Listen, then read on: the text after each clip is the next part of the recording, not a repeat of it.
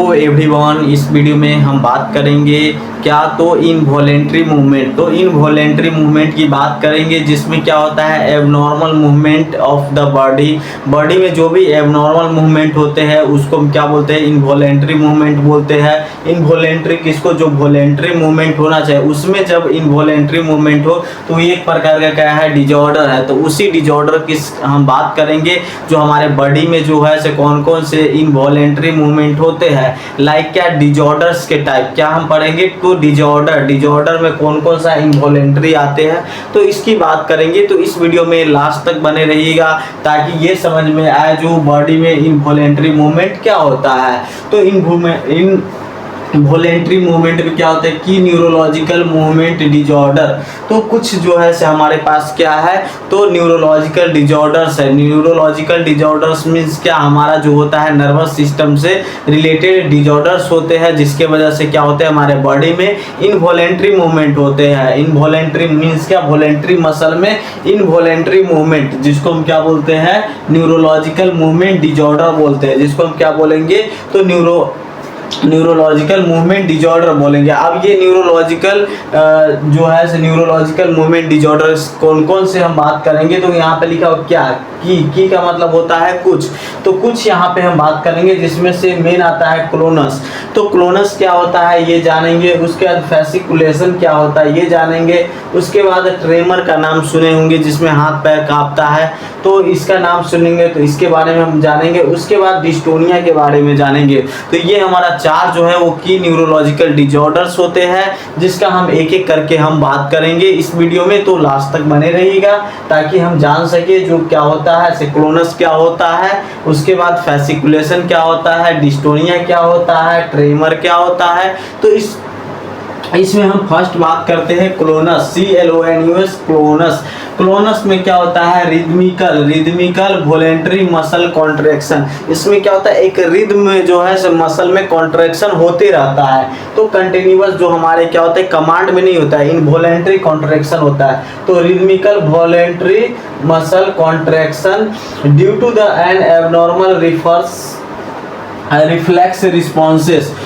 यहाँ पे है एन जो किसी भी क्या है एबनॉर्मल रिफ्लेक्सेस रिस्पॉन्स के वजह से क्या होता है हमारे रिदमिकल वॉलेंट्री मसल कॉन्ट्रैक्शन होगा तो उसको हम क्या बोलते हैं क्लोनस। ये क्लोनस देखा जाता है ज़्यादातर अपर मोटर न्यूरॉन के केस में जिसमें हमारा क्या होता है एंकल क्लोनस। जो पैर का जो ये एंकल होता है ऐसे करके पैर में क्या होता है क्लोनस होते रहता है मीन्स क्या हमारा इनवॉलेंट्री मसल कॉन्ट्रैक्शन होता है। तो यहाँ पर जिसको हम क्या बोलते हैं क्लोनस बोलते हैं। उसके बाद फैसिकुलेशन। तो फैसिकुलेशन को क्या बोलते हैं कंटिन्यूअस मसल ट्विच। इसमें मसल क्या होता है ट्विच होता है।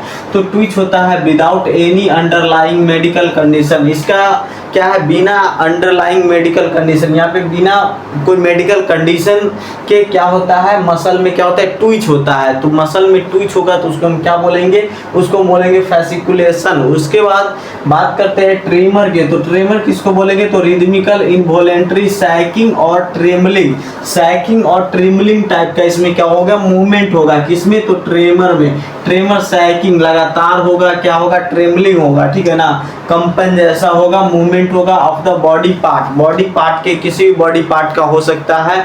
बॉडी पार्ट लाइक कह सकते हैं हमारा लिम्ब से ही रिलेटेड होना चाहिए। यहाँ पे ऑर्गन इन्वॉल्व नहीं होते हैं। यहाँ पे हमारा जो होता है वॉलेंट्री मसल जो होते हैं वहीं में किसी भी प्रकार का एबनॉर्मल इनवॉलेंट्री मूवमेंट होता है जिसको हम क्या बोलते हैं न्यूरोलॉजिकल डिजॉर्डर्स बोलते हैं ठीक है। तो यहाँ पे क्या होगा ट्रीमर में क्या होगा रिदमिकल इनवॉलेंट्री सैकिंग और ट्रिमलिंग। इसमें मेन होता है क्या सैकिंग और ट्रिमलिंग क्या होता है मूवमेंट ऑफ द बॉडी होता है तो जिसको हम क्या बोलते हैं ट्रेमर बोलते हैं। उसके बाद बात करते हैं हम लास्ट डिस्टोनिया क्या होता है तो इसमें क्या होता है सस्टेन्ड और रिपीटेटिव मसल कॉन्ट्रैक्शन होता है। क्या होता है सस्टेंड करने का मतलब तुरंत अचानक से क्या होता है रिपीटेटिव। तो रिपीटेटिव लगातार क्या होता है मसल कॉन्ट्रैक्शन होगा causing the twisting of the muscle क्या है मूवमेंट तो क्या है इसका कारण क्या है, तो ट्विस्टिंग ऑफ द मूवमेंट के कारण क्या होता है, लगातार मसल में कॉन्ट्रैक्शन होगा तो उसको हम क्या बोलते हैं, डिस्टोनिया बोलते हैं।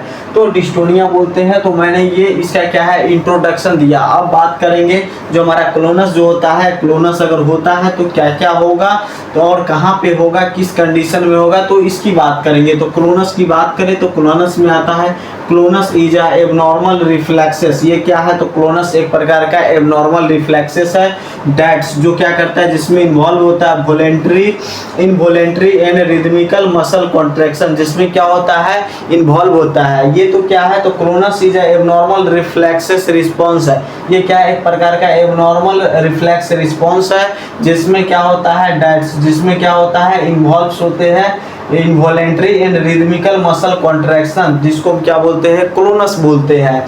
उसके बाद commonly occur in the an alongside. ये क्या होता है, कॉमनली देखा जाता है, होता है कहाँ पे, तो एलोंग साइड होगा, एक तरफ होगा, और क्या होगा, hyper reflexia.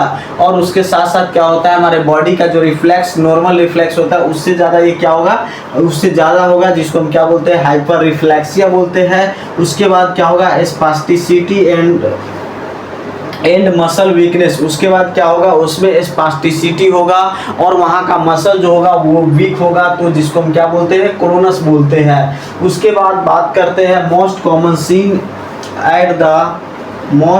Scene at the ankle but can occur at the knee, wrist, jaw and the other joints. ये ज़्यादातर मोस्ट कॉमन जो देखा जाता है वो कहाँ पे देखा जाता है, एंकल में होता है, क्योंकि इसका नाम ही है एंकल क्लोनस। ये नी में भी हो सकता है, लेकिन ये क्या है, तो ये जो है से मतलब हो सकता है, लेकिन मेन जो है मोस्ट कॉमन जो होता है वो एंकल में होता है। बाकी नी में भी हो सकता है, उसके बाद रिस्ट में भी हो सकता है, जॉ में भी हो सकता है, उसके बाद अदर जॉइंट्स में भी हो सकते हैं क्लोनस।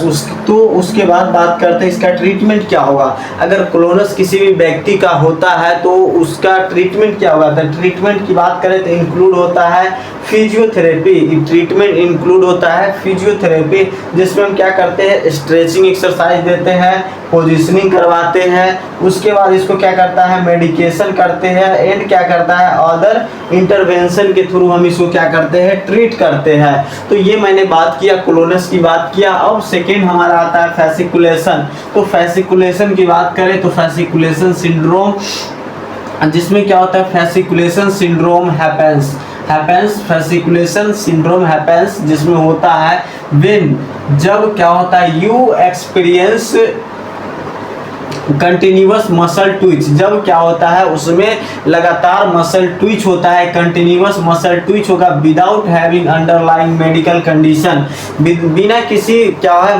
मेडिकल कंडीशन की वजह से मसल में ट्विच होगा कंटिन्यूअस, तो उसको हम बोलते हैं क्या, फैसिकुलेशन सिंड्रोम। अब आगे अगला पॉइंट जानते हैं क्या होता है, तो द ट्विचेज कैन बी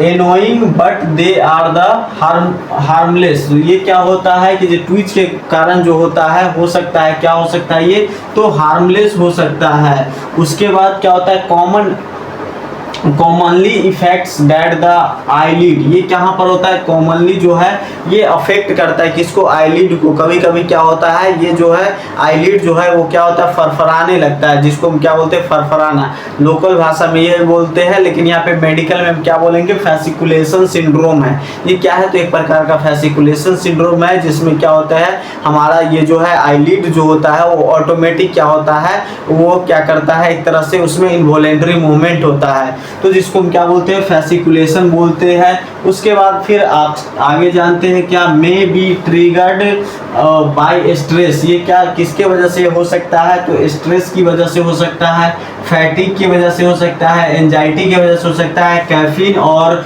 क्या होता है, स्ट्रेसियस एक्सरसाइज। उसके बाद क्या होता है, स्ट्रेसियस एक्सरसाइज की वजह से क्या होता है, हमारा फैसिकुलेशन सिंड्रोम होते हैं। उसके बाद इफ क्या है, यदि if you develop other muscle related symptoms such as the muscle weakness and the atrophy it is important to see. इसमें क्या होता है, ये देखा जाता है इसमें मसल क्या होता है, एट्रोफाई भी हो सकते हैं। तो ये हमारा किस में देखा जाता है, हमारा फैसिकुलेशन में देखा जाता है, मसल वीकनेस होता है, इसका सिम्टम्स है। उसके बाद नेक्स्ट है क्या, ट्रीमर। ट्रीमर क्या होता है, तो ट्रीमर की बात करें तो ट्रीमर इज क्या है, रिदमिकल मूवमेंट। क्या है, ट्रीमर जो है वो एक प्रकार का क्या है, तो rhythmical movement of the body part. Body part का एक क्या है, रिदमिकल मूवमेंट होते हैं, जिसमें क्या होता है, that's out of your control, जो क्या होता है आपके कंट्रोल से बाहर होता है, जिसको हम क्या बोलते हैं, इनवॉलेंट्री मूवमेंट बोलते हैं। तो इनवॉलेंट्री मूवमेंट बोलते हैं, तो इसको हम क्या बोलेंगे, ट्रेमर। अगर ऐसे सिचुएशन रहे तो इसको हम क्या बोलते हैं, ट्रेमर बोलते हैं। ट्रेमर कहाँ पे होता है, तो the movement looks like a trembling और